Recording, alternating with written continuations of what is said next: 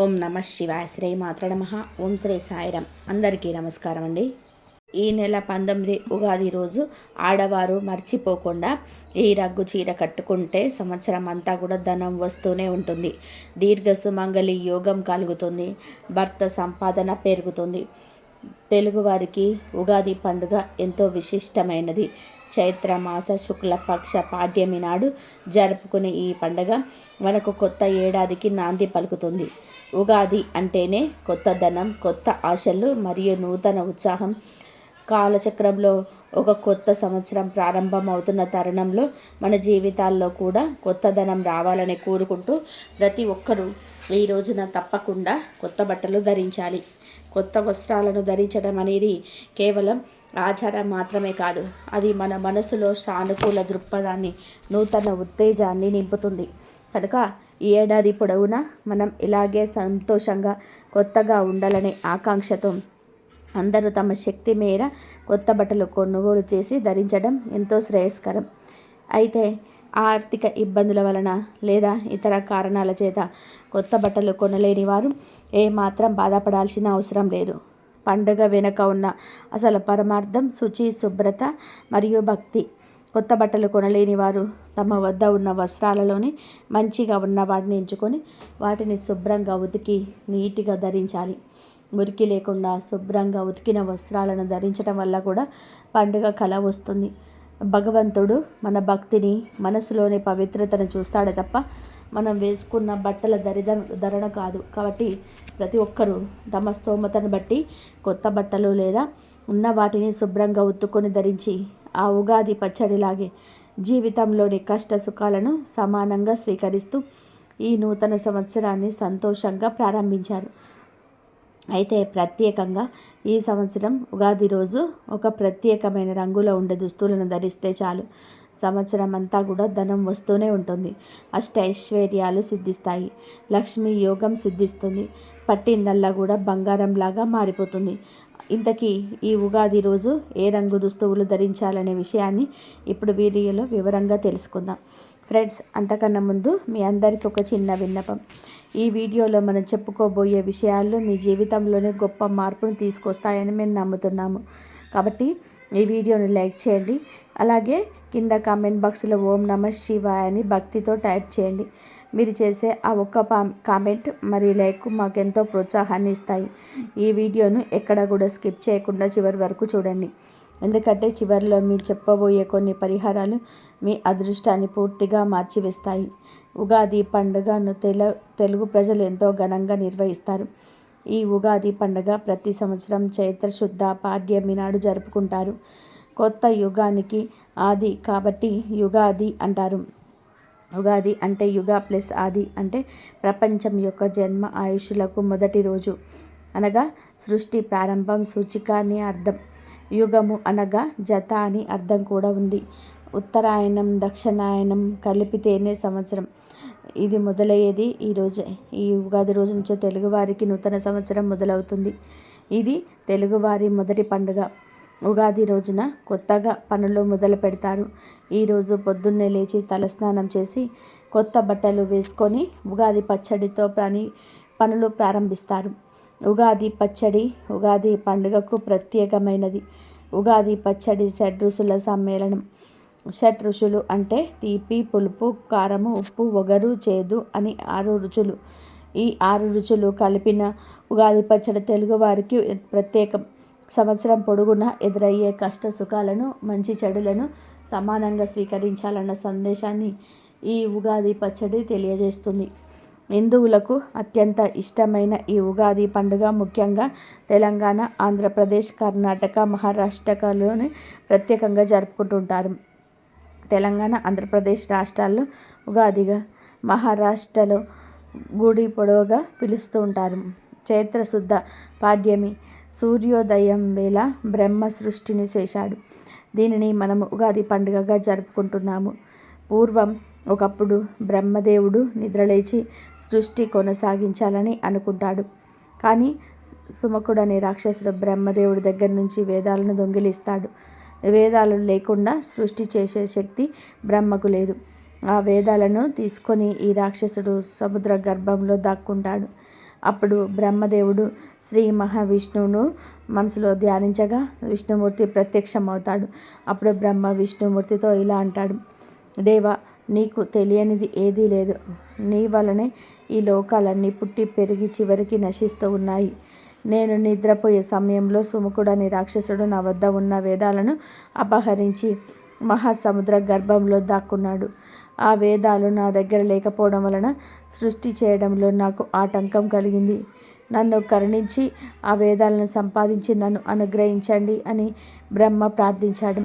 అప్పుడు శ్రీహరి బ్రహ్మతో ఇలా అంటాడు: బ్రహ్మదేవా, విచారించకు.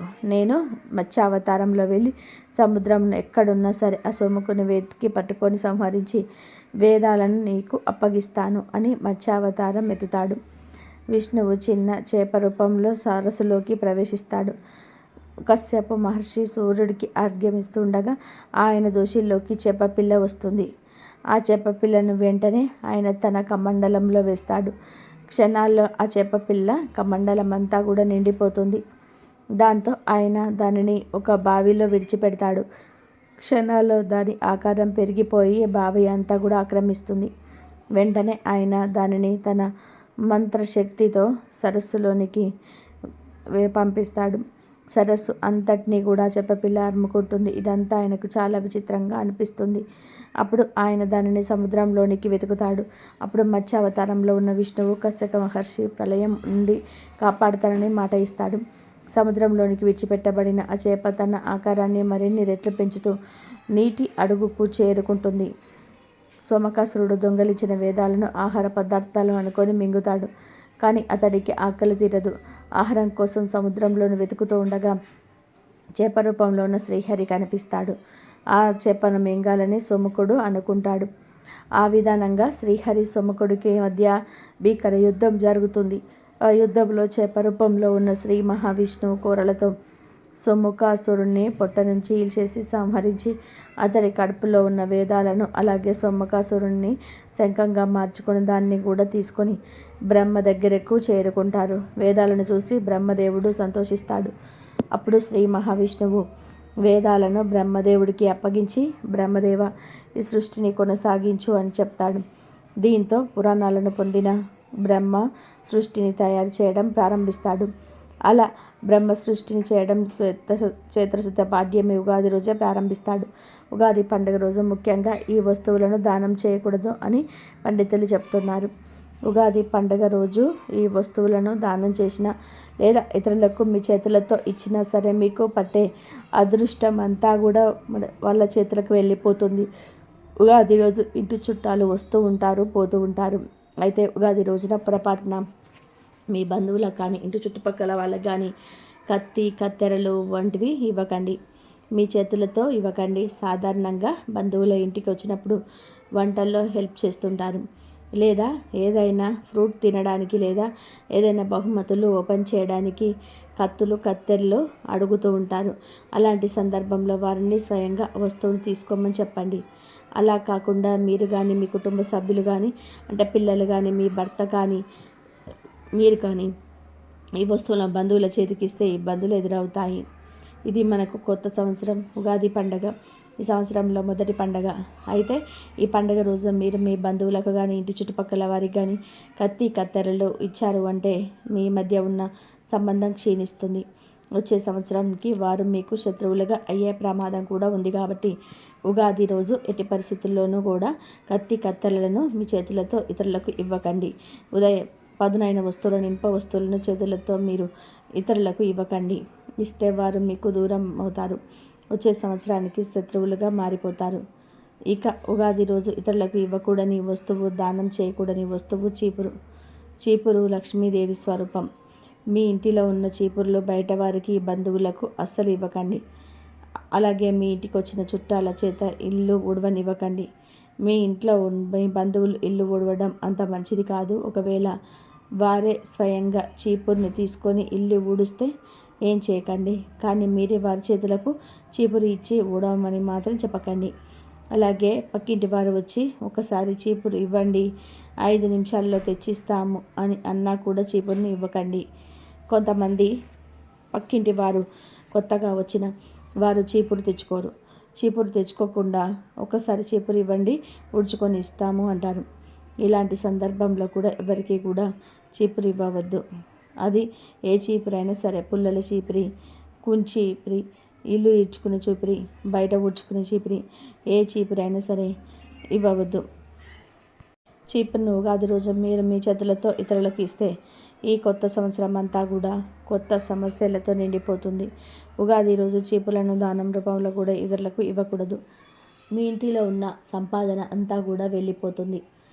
అలాగే ఉగాది రోజున ఇతరులకు దానం చేయకూడని వస్తువు కొబ్బరి నూనె. వంటలలో వాడే కొబ్బరి నూనె కానీ, తలకు రాసుకునే కొబ్బరి నూనె కానీ ఇతరులకు ఉగాది రోజున ఇవ్వకూడదు. ఇంటికి వచ్చిన బంధువులకు కూడా కొబ్బరి నూనెను చేతితో ఇవ్వకూడదు. మన కుటుంబ సభ్యుల వరకు ఇచ్చుకోవచ్చు కానీ, రాసుకోవచ్చు కానీ పొరపాటున కూడా కొబ్బరి నూనెను దానం చేయకండి. పండుగ రోజు దాదాపుగా తలకు నూనె రాయడం కానీ, చిన్నపిల్లలకు బయటకు తీసుకొని వెళ్ళడానికి తలకు నూనె రాస్తారు.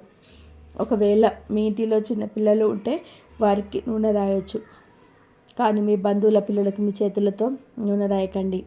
అలాగే మీ బంధువులకు మీ చేతులతో నూనె ఇవ్వకండి.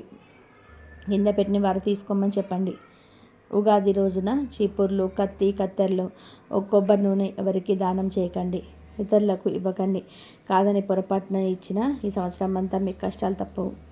అలాగే ఉగాది రోజు విరిగిపోయిన, చెరిగిపోయిన పాత వస్తువులు కూడా ఇతరులకు దానం చేయకూడదు. మీకు పనికిరాని వస్తువులు దానం చేయడం వలన ఎన్నో సమస్యలను ఎదుర్కొంటారు. చిరిగిన బట్టలు, పుస్తకాలు, వస్తువులు ఇతరులకు దానం రూపంలో అసలు ఇవ్వకండి. ఇలా చేస్తే పుణ్యానికి బదులు పాపం చుట్టుకుంటుంది. ఉగాది రోజున మీరు ఇతరులకు ఈ వస్తువులు ఇచ్చిన, దానం చేసిన కొత్త సంవత్సరం అంతా కూడా మీకు కష్టాలతో, బాధలతో గడుస్తుంది. కాబట్టి ఎట్టి పరిస్థితుల్లో కూడా ఉగాది రోజున ఈ వస్తువులను దానం చేయకండి. ఇంకా విషయంలోకి వస్తే తెలుగు వారిలోకి ఉగాది అంటే కేవలం పండుగ కాదు, అది కాలచక్రంలో ఒక కొత్త అధ్యాయానికి నాంది. ఈ ఉగాది రోజున మనం చేసిన పనులు, మనం ధరించే దుస్తువులు, మన ఆలోచనలు ఆ సంవత్సరం అంతా కూడా మన మీద ప్రభావం చూపుతాయి. ముఖ్యంగా ఈ సంవత్సరం ఉగాది రోజు పసుపు రంగు, గులాబీ రంగు మరియు ఎరుపు రంగు, ఈ 3 రంగులో ఏదో ఒక రంగులో ఉండే దుస్తువులను ధరిస్తే చాలా మంచిదని జ్యోతిష్య శాస్త్రం నిపుణులు చెప్తున్నారు. స్త్రీలు ఈ రంగు దుస్తులు ధరించడం వల్ల వారి భర్తలకు వృత్తిరీత్యా ఎంతో మేలు జరుగుతుంది. కుటుంబంలో సంతోషం నెలకొంటుంది. దంపతుల మధ్య అనురాగం పెరుగుతుంది. ఎంతో అదృష్టాన్ని తెచ్చిపెడుతుంది. ముఖ్యంగా స్త్రీలు ఈ రంగు వస్త్రాలను ధరించడం వలన దీర్ఘ సుమంగళి యోగం కలుగుతుంది. భర్తకు ఆయుధారోగ్యాలు కలగడమే కాకుండా శత్రువుల నుండి రక్షణ లభిస్తుంది. ముఖ్యంగా స్త్రీలు ఈ ఉగాది రోజున చెప్పిన రంగులో ఏదో ఒక రంగు చీరను లేదా డ్రెస్ను ధరించడం వలన ఆ సంవత్సరం అంతా కూడా వారికి తిరుగు ఉండదు. స్త్రీ యొక్క ఇంటికి మహాలక్ష్మి వంటిది. అవి ధరించే వస్త్రాలు, ఆమెలో ఉండే ఉత్సాహం ఆ ఇంటి యజమాని అయిన భర్త పైన నేరుగా ప్రభావం చూపుతాయి. ఈ రంగులు ధరించడం వలన భర్తకు చేసే వ్యాపారంలో లాభాలు రావడం, ఉద్యోగంలో ప్రమోషన్స్ రావడం వంటి శుభ ఫలితాలు కనిపిస్తాయి. కేవలం స్త్రీలే కాకుండా ఆ ఇంట్లో ఉండే పురుషులు కూడా పసుపు లేదా గులాబీ లేదా ఎరుపు రంగు షర్ట్లు లేదా కుర్తాలు ధరించడం వలన మంచి ఫలితాలు ఉంటాయి. పెద్దలు, చిన్నపిల్లలు అనే తేడా లేకుండా ప్రతి ఒక్కరూ ఈ రంగు దుస్తులను ధరించడం వలన ఆ ఇంట్లో నెగిటివ్ ఎనర్జీ అనేది ఉండదు. మనసు ఎప్పుడూ కూడా ప్రశాంతంగా ఉంటుంది. పిల్లలకు పసుపు రంగు బట్టలు వేయడం వలన వారిలో ఏకాగ్రత పెరుగుతుంది. చదువులో రాణిస్తారు. పెద్దలకు ఈ రంగులో మనశ్శాంతిని, ఆరోగ్యాన్ని ప్రసాదిస్తాయి. ఈ ఉగాది రోజున కేవలం ఈ రంగు బట్టలు ధరించి ఇంట్లో కూర్చుంటే సరిపోదు. ఈ శుభప్రదమైన దుస్తులను ధరించి ఉదయాన్నే దగ్గరలోని ఏదైనా దేవాలయానికి వెళ్ళడం ఎంతో ముఖ్యం. గుడికి వెళ్ళినప్పుడు ఆ దేవాలయంలో ఉండే దైవశక్తి మన వస్త్రాల ద్వారా మన శరీరంలోకి ప్రవేశిస్తుంది. పసుపు, ఎరుపు వంటి రంగులు దైవశక్తిని త్వరగా గ్రహించగలవు. గుడిలో దేవుణ్ణి దర్శించుకొని అక్కడి ఇచ్చే తీర్థ ప్రసాదాలను స్వీకరించడం వలన మనలో ఉండే దోషాలన్నీ కూడా తొలగిపోతాయి. గుడికి వెళ్ళినప్పుడు భక్తితో వేడుకోండి. ఆ సంవత్సరం అంతా కూడా మనకు ఎటువంటి లోపం లేకుండా ఆ దేవుడు చూసుకుంటాడు. భర్త సంపాదన పెరగాలని కోరుకునే భార్యలు ఉగాది నాడు ఇలాంటి పవిత్ర రంగుల వస్త్రాలను ధరించి మహాలక్ష్మీదేవికి లేదా పార్వతీదేవికి పూజలు చేయడం వలన అద్భుతమైన ఫలితాలను చూస్తారు. సమాజంలో చాలామందికి తెలియని విషయం ఏమిటి అంటే రంగులకు మన గ్రహగతులకు దగ్గర సంబంధం ఉంటుంది. మనం ధరించే రంగులు మన జాతకంలో దోషాలను కూడా తగ్గించగలవు. అందుకే ఉగాది వంటి పెద్ద పండుగ రోజున ప్రత్యేకంగా ఈ రంగులను ఎంచుకోవాలి. అష్టైశ్వర్యాలు అంటే కేవలం డబ్బు మాత్రమే కాదు, ఆరోగ్యం, ధైర్యం, సంతానం, విద్య వంటివి కూడా. ఈ రంగులు ధరించటం వలన మనకు కావాల్సిన అన్ని రకాల సంపదలు కలుగుతాయి. ఈ సంవత్సరం మనకు కొత్త ఆశలను, కొత్త లక్ష్యాలను ఇస్తుంది. కాబట్టి ఆరంభం బాగుంటే అంతా బాగుంటుంది అనే ఉద్దేశంతో మన పూర్వీకులు ఇలాంటి నియమాలను పెట్టారు. ఎప్పుడు వేసుకునే రంగుల కంటే ఈ ఉగాది రోజున మాత్రం కాస్త ప్రత్యేకంగా పసుపు, గులాబీ లేదా ఎరుపు రంగు దుస్తులనే ఎంచుకోండి. ఒకవేళ కొత్త బట్టలు కొనలేని వారు ఉంటే మీ వద్ద ఉన్న పాత బట్టల్లోనైనా సరే ఈ రంగులుంటే వాటిని శుభ్రంగా ఉతుక్కొని ధరించండి. మీకు ఖచ్చితంగా సంవత్సరం అంతా కూడా కలిసి వస్తుంది. ఉగాది రోజు గోవు కనిపిస్తే ఆ గోవుకు ప్రత్యేకమైన ఆహారం పెడితే చాలు, తరతరాలకు తరగని ఐశ్వర్యం వస్తుందని శాస్త్ర పండితులు చెప్తున్నారు. ఉగాది రోజు బియ్యం పిండిలో బెల్లం, కొంచెం నీరు కలిపి గోవుకు ఆహారంగా పెట్టడం వలన మానసిక ప్రశాంతత కలుగుతుంది. అలాగే నానబెట్టిన కందులను గోవుకు ఆహారంగా పెట్టడం వలన మనలో ఉన్న కోపం తగ్గిపోతుంది. ఉగాది రోజు నానబెట్టిన కుసుమ గింజలను గోవుకు ఆహారంగా పెట్టడం వలన మనం చేసిన పాపాలు దూరం అవుతాయి. నానబెట్టిన శనగలను ఈరోజు గోవుకు ఆహారంగా పెట్టడం వలన మనలో ఆధ్యాత్మిక చింతన ఏర్పడుతుంది. రాగి పిండి మరియు బెల్లం కలిపి గోవుకు పెడితే మనకున్న దరిద్రాలు తొలగిపోతాయి. ఉగాది రోజున నానబెట్టిన పెసలను ఆవుకు ఆహారంగా పెట్టడం వలన విద్యాభివృద్ధి కలుగుతుంది. ఉగాది రోజు ఉడికించిన ఆలుగడ్డలను గోవుకు ఆహారంగా పెట్టడం వలన నరఘోష పోతుంది. అలాగే ఈరోజు ఆవుకు క్యారెట్ ఆహారంగా పెట్టడం వలన వ్యాపార అభివృద్ధి చెందుతుంది. బీట్రూట్, పాలకూరలు కలిపి గోవుకు ఆహారంగా పెట్టడం వలన ఐశ్వర్యం కలుగుతుంది. ఉగాది రోజు గోవుకు దోసకాయలను ఆహారం పెట్టడం వలన శత్రువులు మిత్రులు అవుతారు. టమాటాలు ఆహారంగా పెట్టడం వలన వివాహ ప్రాప్తి కలుగుతుంది. ఈరోజు గోవుకు వంకాయలను ఆహారంగా పెట్టడం వలన సంతాన ప్రాప్తి కలుగుతుంది. ఉగాది రోజు గోవుకు అరటి పండ్లను ఆహారంగా పెట్టడం వలన ఉన్నత పదవులు కలుగుతాయి. ఈరోజు బెండకాయలు పెట్టడం వలన మనోధైర్యం కలుగుతుంది. దొండకాయలు ఉగాది రోజు పెట్టడం వలన మనోవ్యాధి తొలగిపోతుంది. జొన్న పిండి, బెల్లం కలిపి గోవుకు పెట్టడం వలన తెలివితేటలు పెరుగుతాయి. మినపపిండి మరియు బెల్లం కలిపి ఉగాది రోజున గోవుకు పెట్టడం వలన ఐశ్వర్యం కలుగుతుంది. గోధుమ పిండి, బెల్లం కలిపి పెట్టడం వల్ల ఉద్యోగ ప్రాప్తి కలుగుతుంది. నానబెట్టిన పెసరపప్పు పెట్టడం వలన ఇంద్రియ నిగ్రహ శక్తి పెరుగుతుంది. నానబెట్టిన కందిపప్పు పెట్టడం వలన రుణ బాధలు తీరిపోతాయి. నానబెట్టిన మినప్పప్పును పెట్టడం వలన సంపూర్ణ ఆరోగ్యాన్ని పొందుతారు. పచ్చి శనగపప్పు పెట్టడం వలన కుటుంబ కలహాలు దూరం అవుతాయి. శనగపిండి, బెల్లం కలిపి పెట్టడం వలన కోర్టు వ్యవహారాల్లో విజయం పొందుతారు. ఉగాది రోజు గోవుకు నానబెట్టిన పొట్టు పెసరపప్పు పెట్టడం వలన బుద్ధి కుశలత కలుగుతుంది. ఇలా ఉగాది రోజు ఆయా పదార్థాలను భక్తితో గోవులకు సమర్పించుకుంటే మీకు ఉన్న సమస్యలు సులభంగా పోతాయి. తరతరాలకు తరగని ఐశ్వర్యం వస్తుంది. ఉగాది రోజు ఉగాది పచ్చడిని ఖచ్చితంగా తినాలి. దానికి చాలా ప్రత్యేకత ఉంటుంది. శరీరంలోని వ్యాధులను ఉగాది పచ్చడి నయం చేస్తుంది. అయితే చాలామంది తెలియక ఉగాది పచ్చడి విషయంలో తెలియక కొన్ని తప్పులు చేస్తూ ఉంటారు. దాని వలన రావాల్సిన ఫలితం రాదు. ఉగాది పచ్చడి తిన్న రోగ నిరోధక శక్తి పెరగదు. మరి ఉగాది పచ్చడి విషయంలో చేయకూడని ఆ తప్పులు ఏమిటి? ఉగాది పచ్చడిలో ఏం చేయాలి, ఏం చేయకూడదు? ఉగాది పచ్చడి తినే ముందు ఏ మాట పలికితే ఆరోగ్యం, ఐశ్వర్యం వస్తాయి, మీ శరీరం దృఢంగా వజ్రంలా మారుతుంది అనే విషయాన్ని ఇప్పుడు ఈ వీడియోలో వివరంగా తెలుసుకుందాం. ఉగాది పండుగకు మాత్రమే చేసే ప్రత్యేకమైన పదార్థం ఉగాది పచ్చడి. తీపి, పులుపు, కారము, ఉప్పు, వగరు, చేదు అనే 6 రుచులు కలిసిన ఉగాది పచ్చడి షడ్ రుచుల సమ్మేళనం. సంవత్సరం పొడుగునా ఎదురయ్యే మంచి చెడులను, కష్ట సుఖాలను సమన్వయంతో స్వీకరించాలన్న సందేశాన్ని షడ్ రుచుల్లో ఉన్న ఉగాది పచ్చడి ఇస్తుంది. ఉగాది పచ్చడిని శాస్త్రాల్లో నింబ కుసుమ భక్షణం, అశోక కలిక ప్రాసనం అని వ్యవహరించేవారు. ఋతుమార్పు కారణంగా వచ్చే వాత, కఫ, పిత్త దోషాలను హరించే ఔషధంగా ఉగాది పచ్చడి తినే ఆచారం ప్రారంభమైంది. ఉగాది పచ్చడిని శాస్త్రీయంగా తయారు చేసే పద్ధతిలో నెయ్యి, వేప పువ్వు, చింతపండు, బెల్లము, మిరియాల పొడి వేసి చేసేవాళ్ళు. ఈ పచ్చడిని శ్రీరామనవమి వరకు తినాలని శాస్త్రాలు చెప్తూ ఉన్నాయి. ఈ ఉగాది పచ్చడిని ఇంట్లో వాళ్ళందరూ కూడా ఉదయం పూట స్నానం చేసుకొని ఖాళీ కడుపుతో సేవించవలను. ఉగాది నాడు ఉగాది పచ్చడి సేవించడం వలన సంవత్సరం అంతా కూడా సౌఖ్యదాయకం అని భావం. పలు రుచుల మేళరింపు అయిన ఉగాది పచ్చడి కేవలం రుచికరమే కాదు, ప్రబోధాత్మకం కూడా.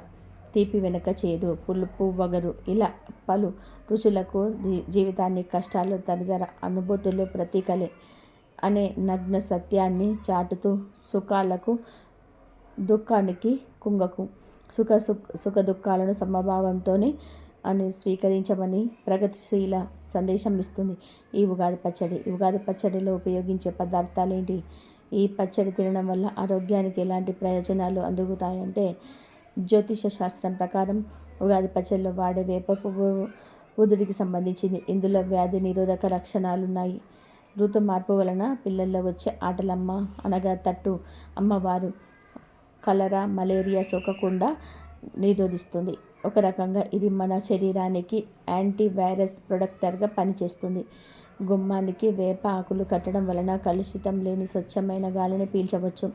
వేప పువ్వును పచ్చడిలోని వేయడం వలన రక్తాన్ని శుద్ధి చేసి వాత, పిత్త, కఫాన్ని నిర్మూలించే తమ ఉపకృతి ఏర్పడుతుంది. ఈ శక్తినిచ్చేవాడు బుధుడు అంటారు. ఇక రెండవది బెల్లము. ఇది గురుగ్రహానికి సంబంధించిన వస్తువు. దీనిలోని ఔషధం గుణాల వలన ఆయుర్వేదంలో చాలా మందులకు తగని అనుపానంగా వాడుతుంటారు. గురుడు పూర్తిగా సుభక్షి గ్రహం అనగా కలిసి వెలసి ఉన్న మన మనసులో పెంపొందిస్తాడు ఆ గుణాన్ని. మామిడి ముక్కల్లోనే తీపి, పులుపుతో పాటుగా వగరు, పులుపు ఉంటుంది. ఈ గుణం శుక్రుడికి ప్రతీక. శుక్రుడు సౌందర్యానికి అధిపతి. చర్మం ఆరోగ్యవంతంగా ముడతలు పడకుండా నునుపుగా ఉండడానికి మామిడిలోని లక్షణాలను ఉపకరిస్తాయి. విపరీతమైన చలి తర్వాత వేడితో పెదవులు పరగడం వంటి లక్షణాలను మామిడిలోని వగరు నివారిస్తుంది. మామిడి ముక్కలో విటమిన్ సి పుష్కలంగా ఉంటుంది. దీనివల్ల వ్యాధి నిరోధక శక్తి పెరగడమే కాకుండా చర్మ వ్యాధులు కూడా రాకుండా నిరోధిస్తుంది. తర్వాత చింతపండు. పులుపు శుక్రుని సంకేతం. కన్నుకు మామిడి ముక్కలతో కలిపి చింత పులుపు మరింత ఆలోచన శక్తిని పెంచి మనిషిని సన్మార్గంలో నడిపిస్తుంది. ఈ విధంగా టెన్షన్, అడవిడి లేని జీవితాన్ని గడపడం. ఈ పులుపు వేసవిలో ఆరోగ్యానికి ఎంతో మేలు చేస్తుంది. చింతలో ఉన్న ఇంకొక సుగుణం ఏమిటి అంటే చింతను దూరం చేయడమే. మానసిక అనారోగ్యం ఉన్న వారికి చింతలు పెరగకుండా, మానసిక చాంచల్యాన్ని పెరగకుండా చేసేందుకు ఈరోజు కొద్ది ప్రమాణంలో చింతపండు వాడాలి పెద్దలు సూచిస్తున్నారు. మిరియాలు. ఇవి కారపు గుణం కలిగినవి. ఇవి ఐగ్రీవుడికి ప్రీతికరమైనవి. ఆలోచన శక్తిని పెంచుతాయి. అరటి. కొన్ని ప్రాంతాల్లో అరటిపండు ముక్కలు కూడా ఉగాది పచ్చల్లో కలుపుతారు. అరటిపండు చంద్రప్రధానమైన గుణం కాబట్టి ఇది శరీరానికి ఖచ్చితమైన సమగ్ర పౌష్టికాహారాన్ని ఇస్తుంటాయి. ఈ ఉగాది పచ్చడిని కాదు, మన సాంప్రదాయంలోని పండుగలు, పర్వదినాలు చేసుకునే వంటలని గ్రహ గమనాలపైన ఆధారపడి రూపొందించినవే. వేప పువ్వు, బెల్లము, మామిడి ముక్కలు, చింతపండు, పులుసు, మిరియాలు, అలాగే నెయ్యి. ఈ 6 వస్తువులు కలిపి ఉగాది పచ్చడి తయారు చేసుకోవాలి. శాస్త్రం ప్రకారం అయితే ఉగాది పచ్చడి 4 రుచులే ఉండాలి. అది ఏమిటంటే తీపి, చేదు, ఉప్పు, పులుపు. ఈ శాస్త్ర ప్రకారం ఈ 4 రుచులతోనే ఉగాది పచ్చడిని చేసుకొని తినాలి. మన సాంప్రదాయం ఉగాది పచ్చడిని షడ్ రుచుల సమ్మేళనంగా మార్చింది. అందులో చేదు, తీపి, పులుపు, ఉప్పు, వగరుతో పాటు వగరు, కారం రుచులను కూడా కలిపారు. ఇలా షడ్ రుచులతో ఉగాది పచ్చడిని చేసుకొని తినడం వలన రోగ నిరోధక శక్తి పెరుగుతుంది. సంవత్సరం పొడుగున ఆరోగ్య సమస్యలు రాకుండా ఉండాలి. ఇక ఉగాది పచ్చడిలో ఏ పదార్థాలు వాడాలి, ఏ పదార్థాలు వాడకూడదు అనే విషయానికి వస్తే, చెడు కోసం వేప పువ్వును వాడాలి, తీపి కోసం బెల్లం తురుము వాడాలి, పులుపు కోసం కొత్త చింతపండు వాడాలి, ఉప్పు కోసం నెయ్యి వాడాలి. చాలామంది ఉపదన కోసం సాల్ట్ వాడుతుంటారు, కానీ సాల్ట్ వాడకూడదు, నెయ్యిని మాత్రమే వాడాలి. నెయ్యి లేకపోతే సాయంధవ లవణం కానీ గల్లుప్పు కానీ వాడుకోవాలి. సాల్ట్ మాత్రం వాడకూడదు. వగరు కోసం మామిడి పిందెలు వాడాలి. కారం కోసం మిరియాల పొడిని వాడాలి. చాలామంది కారం పొడి వేస్తూ ఉంటారు, కానీ కారం పొడి కాదు, మిరియాల పొడి వేయాలి. ఈరోజు ఉదయాన్నే పడిగడుపున ఉగాది పచ్చడి తినాలి. తర్వాత ఎన్నిసార్లు కావాలంటే అన్నిసార్లు ఉగాది పచ్చడిని తినవచ్చు.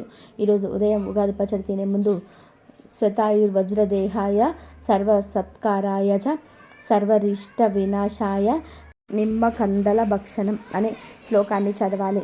ఈ వేపపుతో కూడిన ఉగాది పచ్చడిని తినడం వలన మనిషి దేహం వజ్రంలాగా మారుతుంది, సర్వరిష్టాలు తొలగిపోతాయని, నూరేళ్ళు సుఖంగా జీవిస్తారని అర్థం. కనుక ఈరోజు మొదటిసారి ఉగాది పచ్చడి తినే ముందు ఈ శ్లోకం అనుకొని తినండి. ఇలా ఇప్పుడు చెప్పిన విధానంగా ఉగాది పచ్చడి చేసుకొని ఈ మంత్రాన్ని పఠించి తింటే సంవత్సరం వరకు రోగాలు రావు, మీ శరీరం వజ్రంలాగా మారుతుంది, రోగనిరోధక శక్తి పెరుగుతుంది, ఆరోగ్యం ఐశ్వర్యం సిద్ధిస్తాయి. కనుక ప్రతి ఒక్కరు కూడా ఈ విధంగా ఉగాది పచ్చడి చేసుకొని తిని శుభ ఫలితాలను పొందండి. ఉగాది రోజు అభ్యంగన స్నానం చేసి ఉగాది పచ్చడిని తయారు చేసుకోవాలి. ఈ పచ్చడిని ముఖ్యంగా ఇంటి యజమాని చేసి దేవుడికి నైవేద్యంగా సమర్పించి ముందుగా తాను తీసుకొని ఆ తర్వాత ఇంట్లో అందరికీ కూడా ఇవ్వాలి.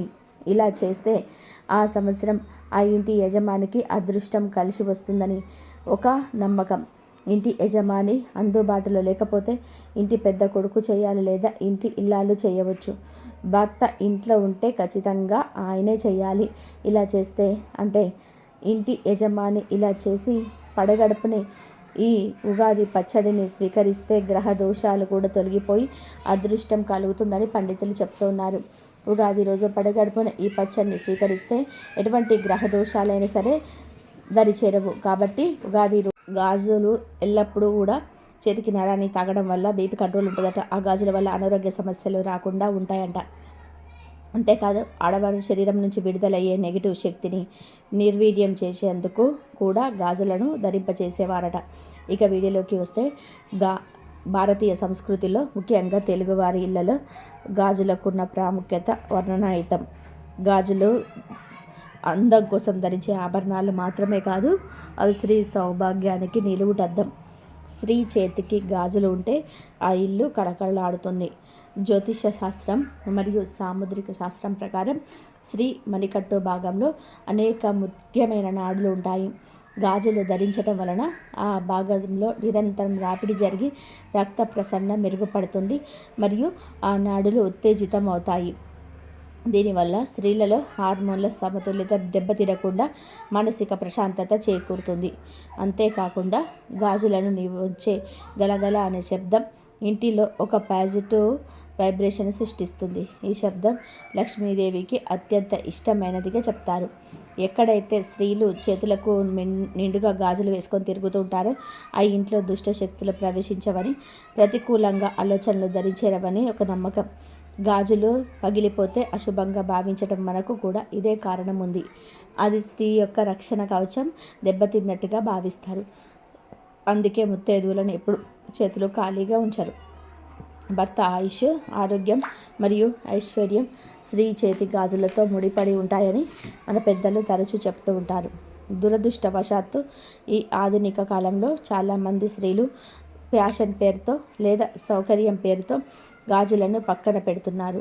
చేతికి కేవలం వాచీలు పెట్టుకోవడం, లేదా ఒక గాజు మాత్రమే వేసుకోవడం, లేదా పూర్తిగా చేతులు ఖాళీగా ఉంచడం వంటివి చేస్తున్నారు. కానీ ఉగాది వంటి పవిత్రమైన రోజుల్లో గాజులు వేసుకోవడం ఒక కొత్త సంవత్సరం ప్రారంభంలో ఇలా చేయడం వలన కుటుంబానికి శుభం చేకూరుతుంది. పెళ్ళైన ఆడవాళ్ళు గాజులు వేసుకోకపోతే ఆ ఇంటికి ఐశ్వర్యం రావడం కష్టమని శాస్త్రం చెప్తుంది. స్త్రీ చేతుల్లో ఖాళీగా ఉంటే అది లక్ష్మీదేవిని అగౌరవపరిచినట్టుగా భావించబడుతుంది. లక్ష్మీదేవి నివాసం ఉండే 5 ముఖ్యమైన స్థానాల్లో స్త్రీ మణికట్టు ఒకటి. ఆ స్థానం అలంకరించబడకుండా బోసిగా ఉంటే లక్ష్మీదేవి అక్కడ నివసించడానికి ఇష్టపడదు.